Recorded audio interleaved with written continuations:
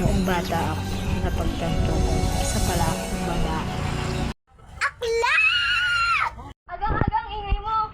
Wala, kanina nakita ko yung crush ko. Bumabigyan niya. Ano ba? Teka, upo nga muna tayo. May sasabihin ako sa'yo. Sige, upo muna tayo. Ano sasabihin mo?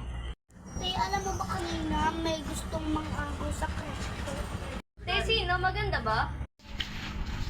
Nakalimutan kong i-chat si Krisha. Kakaligo ko lang kasi. Ma-i-chat nga.